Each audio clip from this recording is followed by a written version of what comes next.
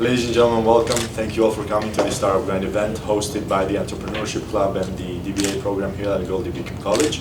The objective with Startup Grind is to promote young, upcoming, local talent, enterprises, companies. We want to give them the exposure that they need in the business world and drive Goldey-Beacom and also Wilmington forward in the business world. Our goal is to show these companies and make sure that they get the connections to move forward and to succeed. We want companies that have a valuable mission for the city and for the state and also for America in general and maybe for the world, who knows, to drive them forward. And also we are looking for great entrepreneurial spirit. We want to thank also our sponsors today, the Delaware Business Development Center. Thank you guys. Check them out as soon as you get a chance. Today's guests are CEO and CFO of the Wilminvest, as well as co-founders, Amin and Bryce Fender, who will be interviewed today by John Hooper, my bad, excuse me, John Hooper, who is a renowned Goldey-Beacom student athlete, as well as a graduate here, and the president of the Entrepreneurship Club. So everyone, thank you for coming, and let's begin. This is the second time that we've done co-founders rather than just a single one. So it's always, for me, interesting of like, how did you guys meet? Because it's almost like we're doing a dating, like long-term marriage of just like, so when did it start? Yeah, so it's funny. Bryce and I are actually born here, right in Delaware, pretty much our whole entire lives.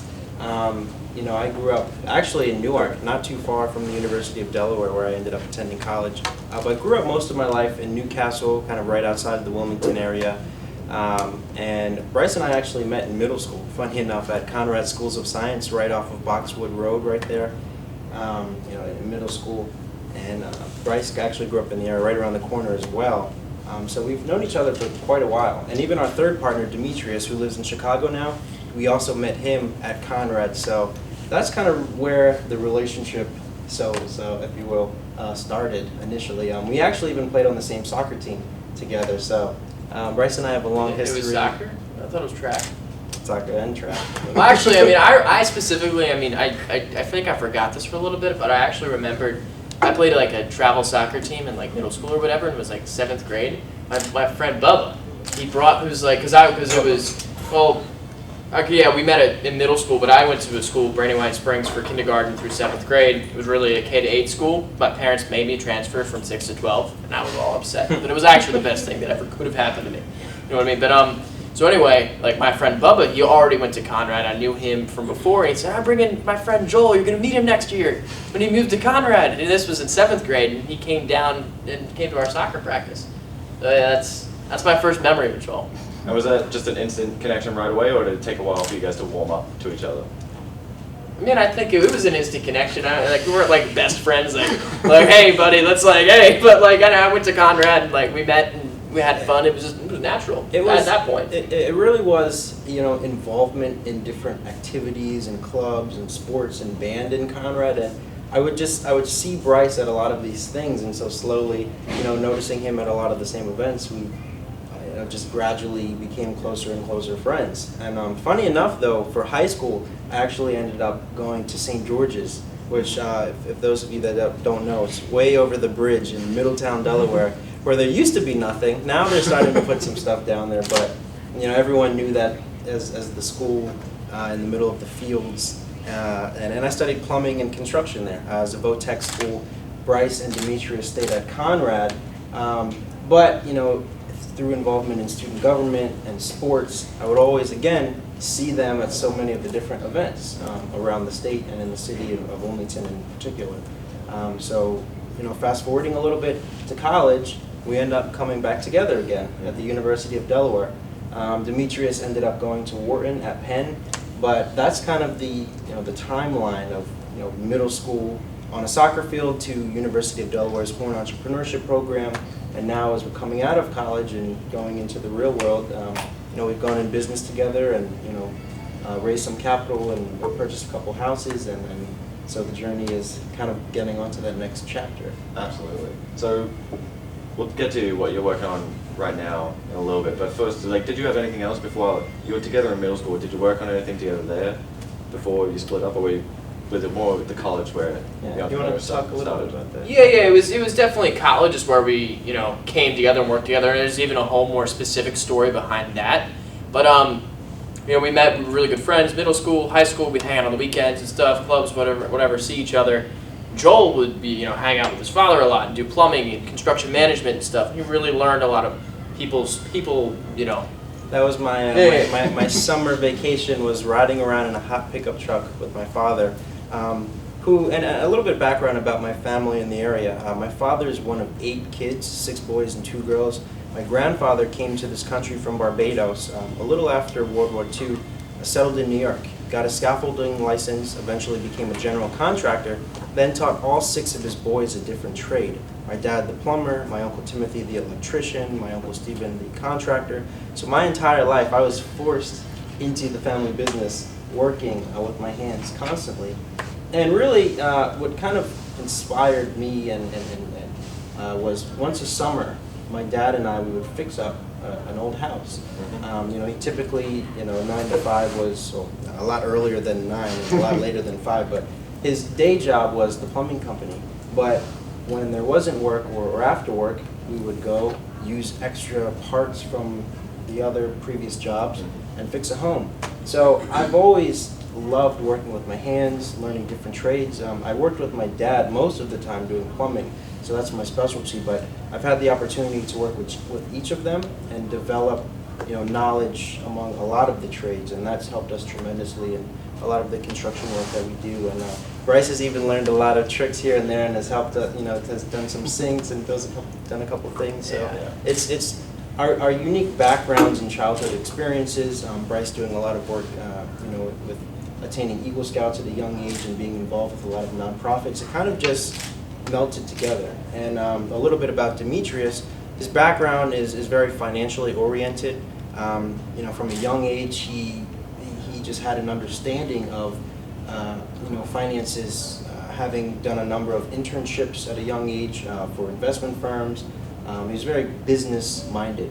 So he's the finance guy, I'm the construction guy, Bryce is the social entrepreneur, and together we kind of put our brains together to engage in what we call social impact real estate investing. And all of those skills and experiences were, again, kind of from our childhood, doing our individual things, but coming together through these entrepreneurship programs at our school to lead to this. Yeah, definitely. While Joel was, in the pickup truck, I was doing a lot of stuff. I like to say my story was I started out being a scout, like Cub Scout, Boy Scout, all that. Now it's just called Scouts. When I was 4 years old, and that really taught me how to speak in front of people, how to write an email, how to pick up a phone call, and it was really cool because it was, Scouts isn't like, it's not, everybody thinks, oh, you're going to go camping and tie knots. Well, yeah, that is true, but that's the vehicle in which leadership is taught. So I was, really passionate about that up until the point, got to sophomore year of high school, decided to get into student government, and was my class president for sophomore, junior, and senior years of high school. And that was really, really cool because Conrad was a growing high school. It was an awesome place to come and, help it grow. And I remember, Conrad, I was fortunate enough to attend a lot of leadership seminars, like Hugh O'Brien Youth Leadership Seminar, Boys State, Gulf School, Delaware Youth Leadership Network, Delaware Youth Philanthropy Board, a couple other ones. And these experiences, once I was learning leadership in Boy Scouts and, and doing it too, but then I was able to take that outside of Scouts and put it in school. And I remember I was at this one leadership seminar, and it was a couple kids per high school. And at my table in the very beginning there was this girl that went to a school that was looked down upon. And everybody thinks like, oh, if you go to that school, you're XYZ, negative connotations. But this absolutely wasn't true. And it made no sense to me. And I said, well, why is this like this? Everybody, if she said, I went to my high school, people would think this about me. It just wasn't true. So I came back from that really inspired. I was like 15 or 16 at this point. And I wanted to do something about that. So me and a couple other friends, we founded an organization called the Reg Play Interscholastic Student Government. So it was like one student government for all the high schools in the school district. And that was a really, really cool opportunity to take, so I didn't realize it at the time. I thought it was like politics, but I realized that it was entrepreneurship like 5 years later. But it was interesting because, we were able to put on, talent shows, and that's actually how I met an organization, Jeremy and Gail from Gable Music Ventures, who actually hired me 4 years later from working with them at that point. We did service projects, all in the name to bring these schools together to actually get FaceTime to say, hey, we're more similar than we think we are. But it was really interesting because the organization failed at the end of the day. And if you go, a lot of, evidence-based entrepreneurship, lean entrepreneurship, it teaches you to not hold on to your own ideas. And the reason that it failed is because I held on to my own ideas way too tight. The very end of it is we had this, we actually got approval for a high school dance. And between 7 schools. I would have thought that would have been the coolest thing, to have a dance with a whole bunch of other schools. Not one person bought a ticket. We had to cancel it. I'm not in, and all the funds were going to go benefit the Be Positive Foundation and everything. And it was really, really sad that not one person out of 7 high schools, like 3,000 students, nobody bought a ticket. But anyway, learned that, and then went to college, and Joel and I met up again. Yeah. It's interesting you've got 3 co-founding partners, and you all bring something unique to the table. So we've got the social entrepreneurship, the construction background, and then the finance. And then that all came together to create Wilminvest. Was that always, did you immediately want to do something together, or was it just came across through working with Holland? Yeah, so interestingly enough, through being, and Demetrius was also in a number of these leadership groups, we always were active in, and knew we wanted to do something in the community, financially, in business. So that itch, we think, was always there, and we think that it's inspired. All 3 of us have family members that had their own small businesses.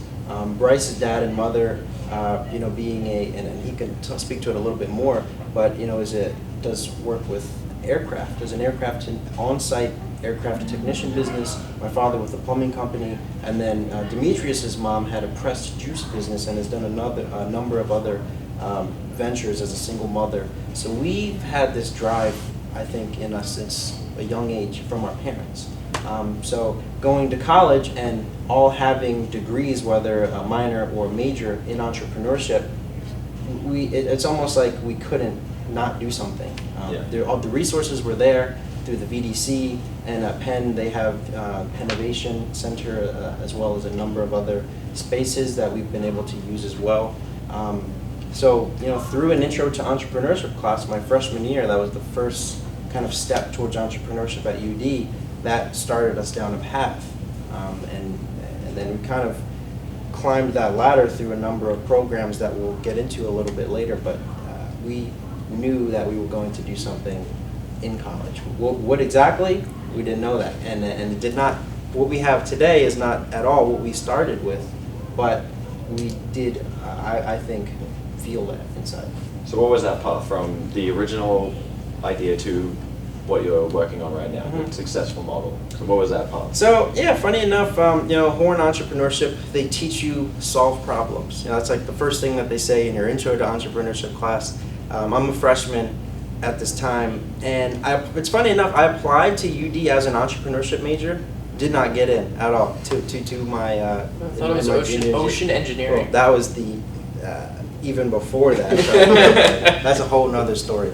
But I didn't get in, but I knew I still wanted to do the entrepreneurship major, so I went and looked at the curriculum and chose every single class that corresponded with the major, and that's how I ended up in Intro to Entrepreneurship. And what I knew was plumbing, construction, problems that homeowners have, landlords have. So I looked around the campus and said, hey, there's all these homes on campus that many of you may know are not in the best condition and beat up from the parties, landlords that don't always take care of the homes as well as they should, tenants trying to get maintenance requests done, just communicating with the landlords. So I said, hey, I, as a son of a master plumber who worked his way through college and always continued to work while in college, said, hey, I have reliable contractors that are skilled in the trades who are connected to many of the landlords on campus, and I know a lot of the students living in these houses who have these problems, who don't really, sometimes whether it's communicating with the landlord or describing what the problem is, I think maybe I can connect some pieces and have some type of business. And so at the time, the first thing that they do in this Intro to Entrepreneurship class, they say, okay, everybody get up and pitch an idea. and we're going to vote on the ideas, and whoever gets the most votes is a group leader, and then from there they pick a group. So I went up and I pitched this thing. What did I call it? Trade Link Pro. I was going to link the trades to professionals in the Newark area, and that was my idea. You know, there was nothing there. It was just kind of me thinking in that time, what do I know? What do I like to do? What problems do I think I can solve? And that was what, you know, my first, I say, steps to developing a venture in a class were. Ultimately, again, not at all what we're doing now, but that was the beginning. Problem, what resources and skills and talents do I have to address it? From there, I got a number of students in my group, all of which were way older than me, because the class was freshman, junior, sophomore. There's a number of different age people in there, and I was easily the youngest one, and I got this group. So, you know, we worked on it through the semester, even ended up applying to Hen Hatch with that concept. Got to the semifinal round that year, ultimately didn't end up advancing, but that was what got me into Venture On, and got me into the VDC, and got me in front of Vince, who really, and Bryce will tell you, is what ignited what ultimately became Wilminvest and the rest of us. So why did it fail, that first one? Well, it didn't really fail. You know, it was, you know, back up. So Joel was doing all this, and honestly, I was just kind of defeated from the failure of my first venture. I didn't do anything my freshman year. That's the complete honest truth. But anyway, Joel was grinding, working really, really hard freshman year on Trade Link Pro. And he got the attention of Vince. He was working in the Venture Development Center down at UD. It was awesome. And Vince said, I want you to take my class. I'm going to teach, you know, startup experience. And he didn't tell us that, or he didn't tell Joel that it was like the capstone entrepreneurship class. It was like what all the seniors were supposed to take. So he said, I want you to take it, but you need a partner. So I was working at the Grotto Pizza on Main Street, that crazy place. I was working there. I wanted to work there. I had an uncle that was like a manager, and he got me the job. You work with your means, right? But anyway, I was like serving tables, like drinks and pizza, and my phone keeps ringing. And I'm like, who is calling me? And I looked down, it was Joel. It was like 10 times like, Joel, why are you calling? He was like, I called him back real quick. I was like, take this class with me. It's going to be great. It's going to be awesome. We got to do it. I'm like, you had to have a partner. He said you couldn't do it if you don't have a partner. He was the only person I knew that I think would be crazy enough to try something like that. So I was just like, okay, dude, all right, whatever. Yeah, well, okay. And so then we got into class and molded our entire school schedule around this class, which by the way, we didn't really know exactly what we were going to do or what it was about, but that's really what started it. And so sophomore year, like Bryce said, that's when we engaged in startup experience, which is again taught by Vince DeFelice, who's venture support over there at the Horn program, or kind of the #2 guy who works really closely with the students, and the rest is. Well, the important part about Vince is that Vince has started many companies in a lifetime. 2 of the most successful were the Reinvestment Fund and Provaris Technologies.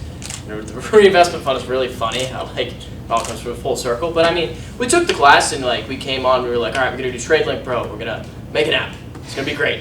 Yeah, the app. We're gonna make an app. The data platform and link people. That's why if you ask, if it failed, I'm not. But this is the thing. It didn't fail because Vince told us, okay, you need to bare bone this and say what is the problem. We thought the problem was the landlords. They have lack of communication with their tradesmen and the tenants. So they need an app to communicate with them. So then we were like, is this a problem? And they said... They said a lot of things. Okay, but what's the point? What did that get to? It just really just problem solution fit. I mean, Well, no, they say something like I don't care about that, but my real problem is all the trash violations all these kids get. Yeah. That pivot. That pivot. We're gonna go through every pivot. Yeah. Okay. So, again, focusing on problems that people have, because a lot of the core ideology of what they teach at Horn is providing value to people who have problems. Because if you can provide value to those problems, people are willing to pay you money for that value in solving that problem. So, there wasn't direct evidence in front of me saying that these landlords and these tenants are having problems, because at the end of the day, some of the landlords just didn't really care. They were getting their money it was fine. You know, a lot of people, especially owners of real estate over there, they don't want to do some fancy app. So that quickly, there wasn't any traction. So I called an audible.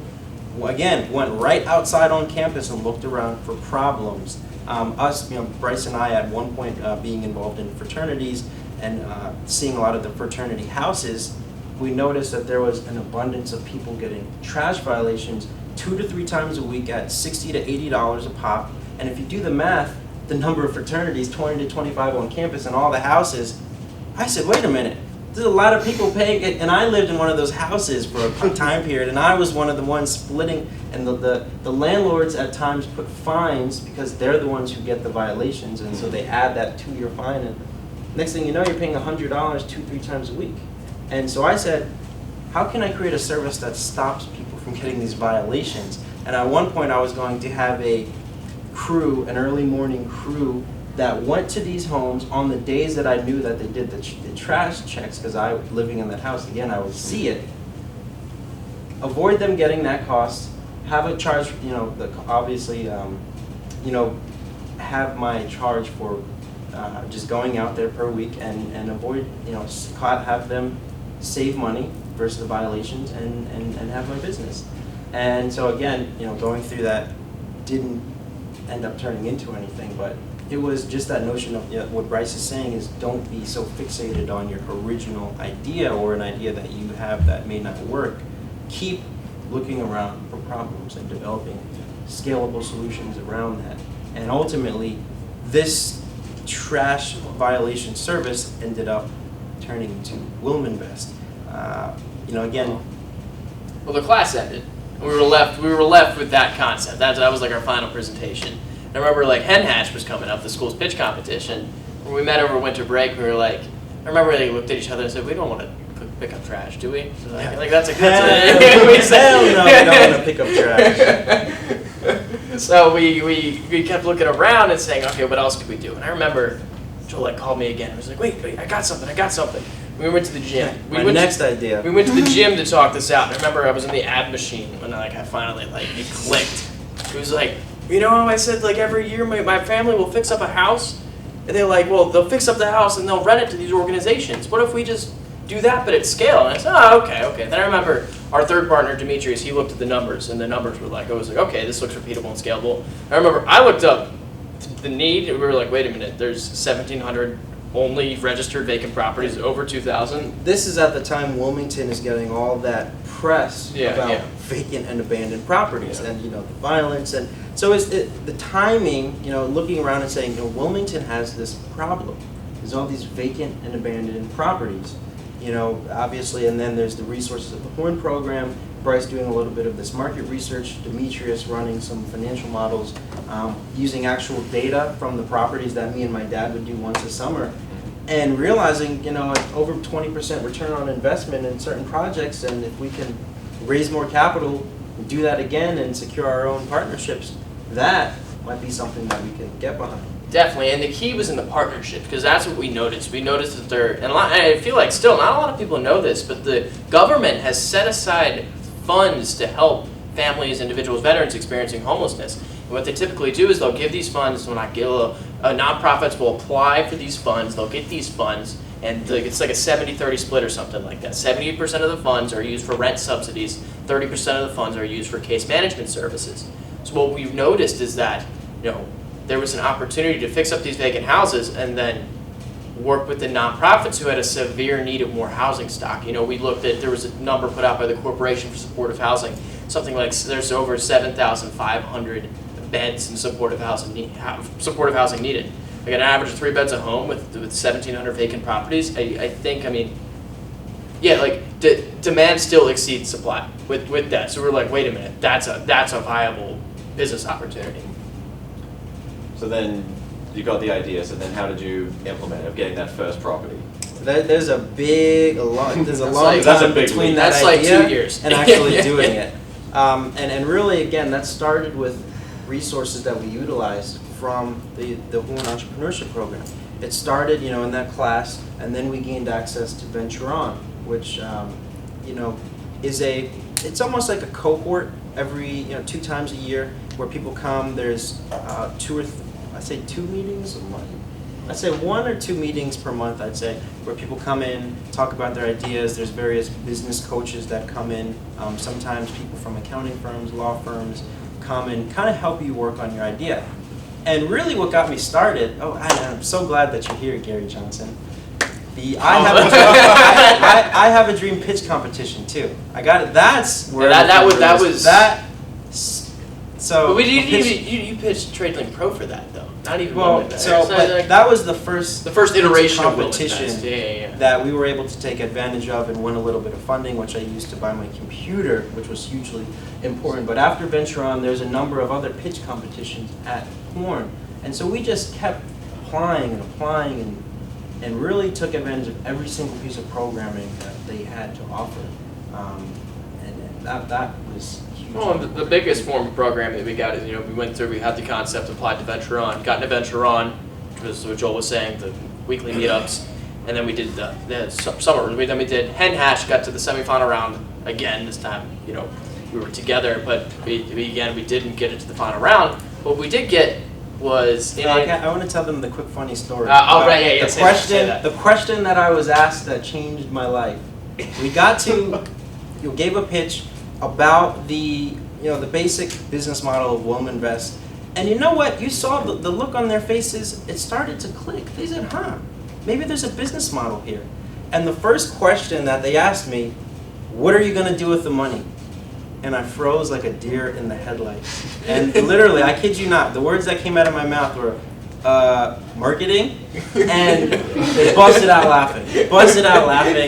And that moment was one of the most crucial learning moments of my entire college career. This was the second time that we applied to Hen Hatch, mind you. So that really taught us to focus on the execution piece, as you're saying. And that really leads to, and I'll go into the New York. No, the Summer Founders. Summer Founders. Right, yeah, Summer Founders. One step before that. Business Accelerator. This is a program that Wharton extends to, I say typically 5 to 8 startups or teams per year, where you're actually provided a stipend during the summer to work on your venture every week, all day, right at the Venture Development Center, with Vince, with a number of other providers, and they teach you to get out of the classroom. So we spent, I would say, if we weren't in the Venture Development Center, we were in Wilmington knocking on doors, getting interviews, researching, studying people, talking to every permanent supportive housing provider, city agency, Department of Real Estate Housing, land bank, other nonprofits that provide case management services, understanding what their problems were in this landscape, why they were struggling to provide housing, what could we do to provide that housing, and ultimately started crafting a solution for them. And so we would bring that back to the Venture Development Center, bring it to Vince, tell some of our findings, refine it, and then go back to those same people that we interviewed in the beginning. And so that kind of molded a business model that we felt provided unique value as opposed to what was currently being done, and that people would be willing to pay for. And so we started talking to potential customers and selling them on this idea and getting support behind it. And ultimately, at the end of Summer Founders, they have this thing called Demo Day, where they bring in potential investors, mentors, very successful business professionals connected to University of Delaware and not, and you pitch in front of them. You tell them everything you've done over the entire summer, and meanwhile, there's actually 3 gates during the Summer Founders that you have to demonstrate traction in and to even get to the end. So to be in front of all of these potential investors, sharks, whatever you want to call them, took a lot of work, took a lot of demonstrating and understanding of what your business concept was and if it could actually come to fruition. So we got to the end, and by that time we actually had letters from what would be customers saying, yes, I've spoken to these guys, I've talked about their solution, we have a need for beds, and if they had those beds, we would be willing to pay for them. So this is our first aha. Is there actual institutional customers, large nonprofits that will pay for this service. And so again, we didn't have enough capital at this point to actually buy and fix our own houses, but we had the model, we had commitment from potential customers, we had understanding of the market and how we could be different than our competitors and what our unique advantage was and all that.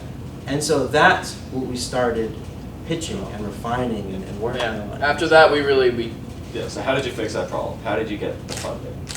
we hit the road. Yeah. If you ask any entrepreneur, like particularly early, that's their number one problem is funding. So, and you had the same. We so how left. did We you left figure that out? Delaware. Honestly, we went left. to Minnesota, Philly.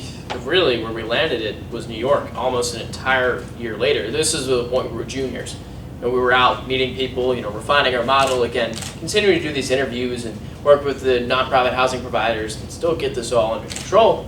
But really, we were out pitching. Like we probably pitched 100, 200 times, something like that. What really did it is we got an opportunity to go to this summit called the Next Gen Summit. It was a really, really awesome place. So we applied to pitch there, and honestly, I don't even think we were supposed to do it at first, because I remember I emailed the guy at 2 hours before we were supposed to leave, and was like, "Hey, are we pitching or not?" Because should I bring my suit or It had to be fate. It had to be fate. I think there was some kind of mix-up where, we applied. I think a little late. No, we weren't late. Was No, we were not late. It's just, and then he was like, "Yeah, we'll squeeze you in." I was like, "Oh, okay, cool." And my dad always told me the worst thing anybody can do is say no. So I mean, that's a lesson of working right there. So anyway, we go up New York, get a hotel room, everything, and it was a lot of fun. But we were really nervous because we're gonna go pitch. So we did our first pitch. First round, it was we walk in the room, and I'm not kidding. It was the most narrow room, but there was 25 people. 20, not just people, 20 prominent venture capital firms from all across Manhattan on the 18th floor of a massive skyscraper that you can then see all the way across the city. And so we're pitching. It's a U-shaped table. We're in the middle of the room, and Bryce, I, and Demetrius are there. And we had been practicing to the point where with our eyes closed, not looking at the slides, it was just coming out almost like a robot. That's one thing that we Wharton helped us really with that. good at, Yeah, especially having known each other since middle school.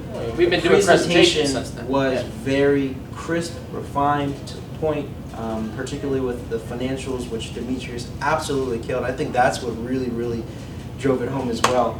We pitched, and we found out that night that we had gotten to the final round.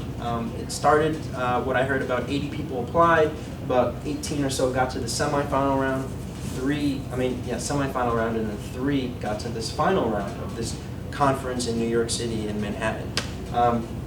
So we have 5 minutes, we pitch on the stage, we gave the best pitch of our life. It was very natural, a little bit rushed because we thought we had 7 minutes. Turns out this one got bumped to 5.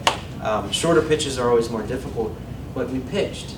And after this pitch, and the funny thing is there's no prize. The prize was to get to pitch on stage. The prize was the exposure. Yeah. So what happened afterwards were a number of individuals, companies, venture capital firms, even though that's not really capital that works with our business models because obviously they want to take equity.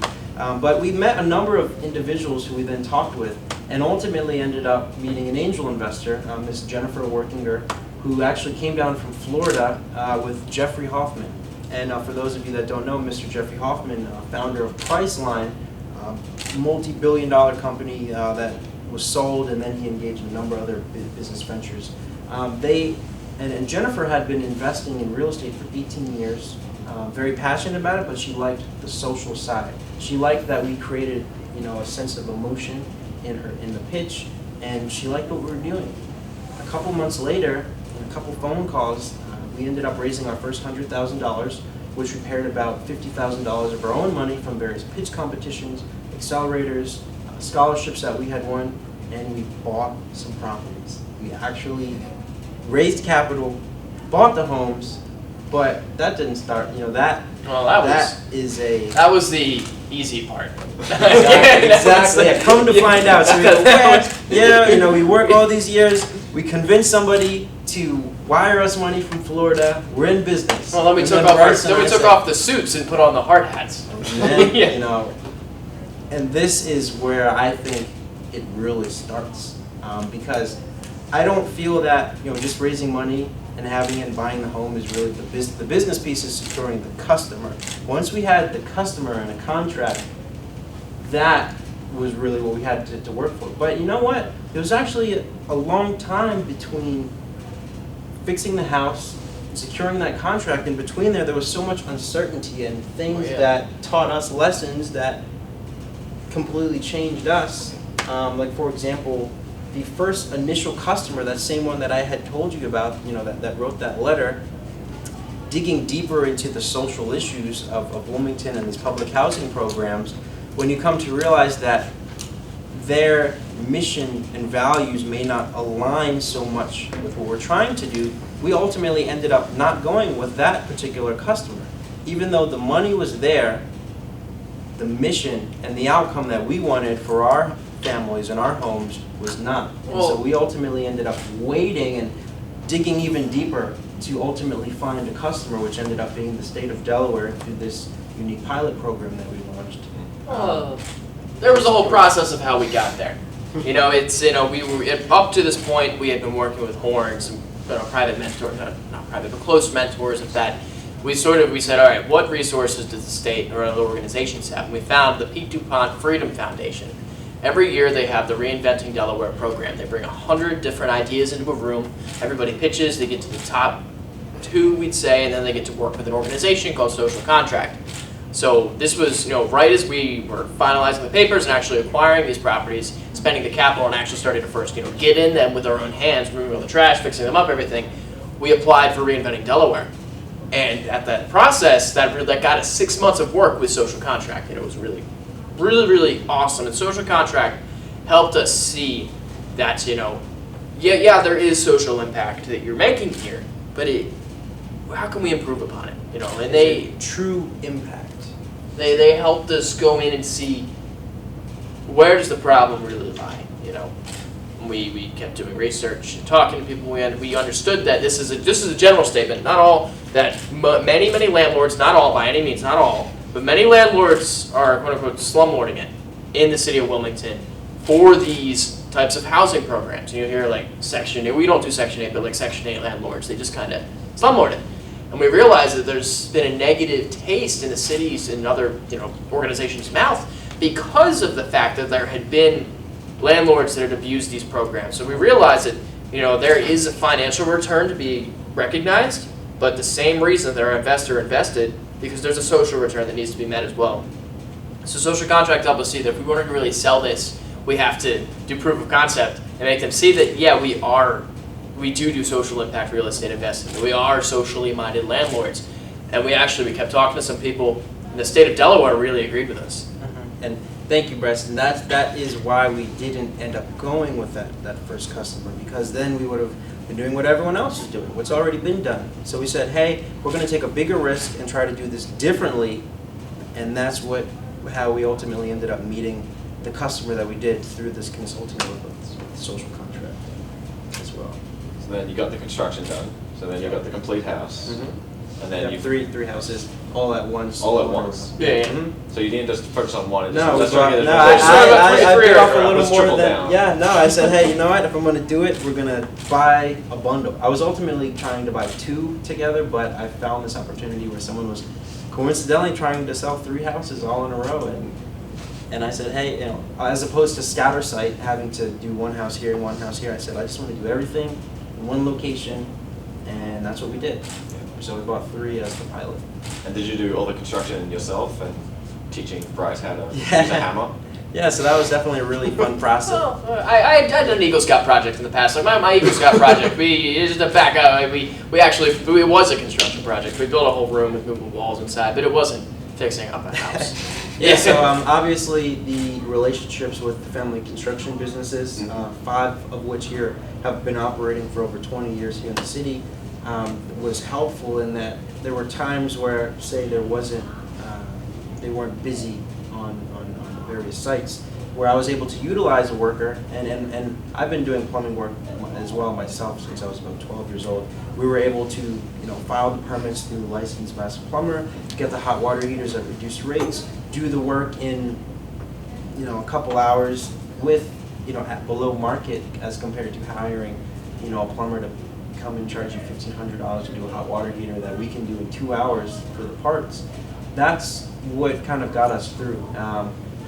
We also actually utilize a number of volunteers to do some of the basic, landscaping, easy work, and a number of which came from the Wharton Entrepreneurship program, funny enough. But again, between the contracting companies, the plumbing company, the electric company, and myself really getting down and dirty, and Bryce, and we have countless pictures we can show you. After school. 6 a.m. before school sometimes we would go and literally be renovating homes, go home, shower, and go back to class. And sometimes we'd come back to Wilmington. I mean, there were days sometimes, especially when it was getting cold, I'd be like, Bryce, what the heck are we doing? It's 6 a.m., it's dark, we're trying to do construction. At one point, the electric wasn't on in the houses, and in one of them, so we just rolled our sleeves up and did it. A lot of the stuff we did ourselves, but again, we wouldn't have been able to do it without these licensed master tradesmen doing the work. Because obviously, when you do these programs, the home has to go through complete inspection, which was a rigorous process, but we worked really closely with all the inspectors, got the proper licenses to do this 100% right, and we got it done. And that's something, the day, that passing sheet to me was like one of the happiest days. Well, that's the value. Going back, you know? 3 passes all in a row to get a home through inspection in Wilmington. There's a lot of people who rent their homes out and do these programs who won't try to do it the right way. And that's what we were talking about before. With the slumlords. Yes, yeah. So we said, we're going to do this the right way and be model landlords. Do you remember the date exactly? I have the sheet in my car actually. May 24th. He's got you covered. So then you got all 3. 26th, that's when they signed the leases. Yeah, May 26th. Yeah, sorry. Was that this year? Yeah, this year. So you've done that 3, so that's been 6 months. So what have you done since those 3? Yes. So we really, we got them rented out. We both, I had a lot, I had more school than Joel did have left. I had a full semester and finishing up in a couple of days. Let's get it done. But anyway, we didn't really, we wanted to search again this summer. We had a couple interns, Catherine, right in the back. We brought on, we brought on, yeah, she did. We brought on some interns. We said, we had the Wilminvest model, buy, renovate, rent. But we said, how can we, improve this? And we really took about 3 months off of raising money or anything like that to get a better understanding of what do organizations do in this space. Because now we had leverage. We were able to go into rooms and meetings and not just say, we're trying to do this, we want to do this, but we could say, we are doing this. The chicken or the egg situation is very real starting a business. We would go to the banks and say, we want to do this, and they'd say, where's the property we can collateralize? We would go to the city and say, hey, we want a house, and they would say, where's the money in a bank account? So for a long time, we didn't have the track record, the credibility. We're still, even with this person being this young, we still are working around that. But we have something. We have, we have outcomes. We have an accountant who's been able to show and how the deal has went profitably and paying back our investor and how the model has worked profitably. And we did come in on our projections. And that's also something. Very, very close. The contract that we ended up securing with the state for all 3 homes is a little over $50,000 for the year, which is renewed 60 days before the year's end. And the model works. And so now we're able to have some conversations with CRA lenders at banks, private individuals. Qualified Opportunity Zone funds work really well with this buy and hold model. So now we have some interest where people are, and the returns are there. So now we're able to talk with a couple of these financial institutions a little bit more seriously about, what are you looking for, whether it's a donation or you're looking for an investment, and what other properties do we have access to, many of which that we're looking at are owned by the land bank or others. To buy and to do the same model, whether it's us owning the assets or even a new model where we're now helping developers and investors who have their own properties provide the same housing for families, and then us getting Think property management, social impact property management, in addition to social impact. real estate investing. We've also been looking at what's called the continuum of care. It's basically, the treatment of individuals, families, veterans that are experiencing homelessness, all the way from you're in the streets, you're in intake, all the way through exiting towards home ownership or another desired, housing situation. We're figuring out how can we as landlords be new in this game, because right now the industry, the practice, not the best practice, because it's not the best practice, but the practice is just to have the social service organization just sign a lease and the landlord just comes and doesn't do much. No responsibility or connection to the outcome of the individual. And state service centers particularly really want to see that connection. And that's what we've been able to pilot with them. And that's why we're really excited about what we're doing, because it's new, and the way that these houses are being funded has never been funded like this in the state of Delaware. So it's an exciting thing, and if it goes well, and as it has been going well, we've received a commitment for the funding of 10 more units into 2020. So if we can continue building up a portfolio of homes and pairing that with the demand from our customer, we can grow this thing into a scaled portfolio that's generating cash, and then we're going to reinvest that and keep helping more families and more people. So that's the future right now, just scaling the idea. You've proven it works, now just scaling the idea, as well as building out that social impact part of it.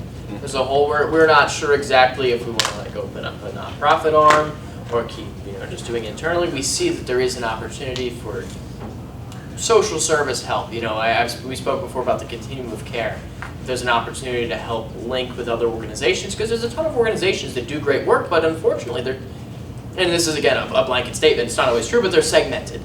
So how can we come in and sort of help? Our company's name is Wilminvest. We're going to invest in property, so let's invest in people, let's invest in systems and models that have been proven to work, and let's not be afraid to pilot them either, to figure out what will them home. So, yeah. Still just blowing my mind how you pulled all this off in. How much time was it from start of the idea? That's 4 years. We were finishing up the class 3 years ago. 3 years ago. Yeah. So, and you've made that turnaround already to profitability. Yeah, we actually, and especially as of this Swim with the Sharks competition and our rental payment for October, our company actually went profitable within that first 6. Now granted, we bought the houses, and then just over 6 months after that went profitable, but that also covered all the expenses of the year and a half prior of the business that we had been putting out. So if we can just continue replicating this model the same way that we have, the business will have significant profits in the future. We want to keep growing that and do other types of housing. We provide what's called transitional housing, but as Bryce said, within the continuum of care, there are a number of steps. Emergency housing, there's shelters, emergency housing, we do transitional housing, but there's things like rapid rehousing, permanent supportive housing, different types or different steps of the model. And we ultimately would like to strengthen the continuum overall. By being those landlords that have been proven to be socially responsive and in on this and in on the outcomes as well. Yeah. So there's potentially a pilot with emergency housing right now that Bryce and I have been talking to a number of state service center directors, which would kind of be a multifamily / commercial facility that would host a number of families, kind of to replicate this shelter or motel-esque but improve upon what they're currently doing. So there's a couple different directions that we can go. We want to focus on a core model of the transitional housing, building up these single families, keep adding those up so that we have consistent cash, and then go into these larger developments. And really, quite frankly, climb the same real estate ladder that a lot of big developers have climbed. A lot of them started with these one-off single-family homes, flip them, rent them. We might be doing some flip stuff with the Wilmington Land Bank as well, but that's really our route. Keep doing these single-family homes and expanding our means. Yeah, and to add on to that, the big, I'll say pushback that we got from other organizations is saying home ownership. That is what the city of Wilmington needs. We agree with that, but we also think that there's a population that needs there's a population that needs services before home ownership. And there's vacant houses. There's an opportunity to fix these vacant houses to provide these services, so that way we can prepare for home ownership. So that's something else we're also building out as well. we can't just force something. Yeah, we want home ownership. Of course we do. If I could sell the home for a profit after putting the sometimes $60,000 that's necessary for these vacant homes, and someone would buy it for 80, 75, I would. But unfortunately, the market demand in the area is not there. So we're saying, hey, rather than just completely give up and leave it there, let's fix it up. Let's use it for a while, and a vacancy to me is better than a blighted home just sitting there. Yeah. And then maybe we'll talk about selling it when the market is more mature. Well, and part of helping out the market is supporting the communities that are directly there, and that's with a lot of these, there's a lot of these housing programs and helping strengthening the continuum. That's where that can help. What would you want to be, this is separate answers, Sure. the one takeaway from your journey so far, for everyone here today and listening later? Again, and it's funny, I heard this same thing on Thursday. I'm a member of this group called Urban Land Institute. It's a real estate networking group. I won a scholarship to become a member in their Philadelphia chapter because the Delaware one is not too active, but they're a national group. And I got to ask a question to the panel that was speaking. And it was a general question. I said, young, going into real estate, entrepreneurial, what do you recommend?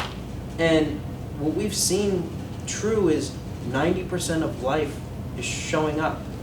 He said the fact that you're here and woke up at 6 o'clock to drive to Philadelphia, and then he proceeded to go on a rant about his son. But so much of what we've been able to benefit from was showing up. And Bryce and I are so adamant about networking and going to events, whether we're tired, whether we're in class, whether it's early, whether it's in Delaware. That's why we've been able to do what we have done. We have been able to connect with so many prominent business leaders in real estate, in the social services space, in the nonprofit space, government agencies in Wilmington. Our network is why we've been able to do what we do, and particularly with Delaware being so small, that's a strength that I recommend you all take advantage of, because we've had touch points from the nonprofits all the way to people connected to the governor's office, and have been able to utilize all the people in between to whether it was we needed an emergency $5,000 on the renovation for this project that we were able to get from a developer, or have an advisor from one of the largest housing nonprofits in the entire city doing over $100 million a year in business to tell us what not to do. Your network is your net worth. This was the one that I like that I used to hear, but it really is. Who you know in Delaware is very, very important. Something that shocked me, I used to always say and believe in, it's who you know, it's who you know. As a negative connotation. As well, even just as a way, saying this is how things are done, it's who you know. But one step further, I've heard is, and what we've seen true is, who knows you? And if there's a particular problem trying to be solved in Wilmington, and you're connecting with the right people and demonstrating that you can do it well, people will start to approach you. And so we've been able to really benefit, specifically with a number of banks in the area, been able to benefit from them now seeing the work that we're doing and approaching us. So show up, really be authentic, be yourself, stick to what your mission is, rather than just taking the short, the customer that might be the first one might not be the right one. And same with the investor. We went through 3 or 4 investors from that New York conference, and I'm so glad we didn't go with the first one, because he would have been toxic for our company. Not at all who we wanted, but we were patient and we went through a number of investors and waited and got the right one, who has been an absolute angel to us, who supports us so much and helps us and advises us. Those are some of the biggest things that I've learned in those years. Bryce? So yeah, I'm going to steal from our mentor Vince from here. He always quotes Winston Churchill, and he says, "Success is not final, failure is not fatal. It is the courage to continue that counts."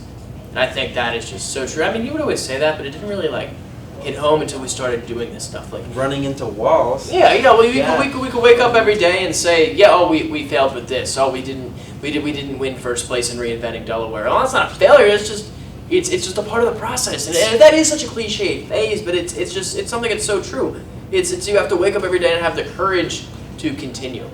You know, it's something like, the hen I mean, hatch thing. I mean, we tried 3 times. 3 times it took to ultimately win and get that funding. So our story is so many of these accounts where at first we didn't get what we wanted or what we were looking for, and it turned into something. So again, I love that saying that one of Bryce's favorite sayings too. And another one, I even heard it again today, is everyone has a plan until they get punched in the face, punched in the mouth, or whatever it is. So just be flexible, continue to have the grit to keep going, and show up. Again, I think that honestly might be the most powerful one of them all. Showing up when you're tired, when you don't want to do it after class. I mean, that's, I think, why we've been able to connect to the community so much, as we show up, whether it's a community event at a community center where there's not a lot of resources there, or an event at the Dupont Country Club. You're dressed up. We go to everything in between. Bryce has been going to a lot of community events in the inner city, and it's cool. We don't view them very differently. We go and we get valuable things at each of those events. So never discount an event just because of it's small or large. Just show up. You never know what can happen. yeah, we create our own future by acting today as we wish tomorrow to be. And we all change the world every single day, but it's a question of for better, for worse, and how big or for how little, I think. Perfect. All right. Joel, Bryce, thank you very much for coming. Appreciate you guys. Thank you very much for coming out.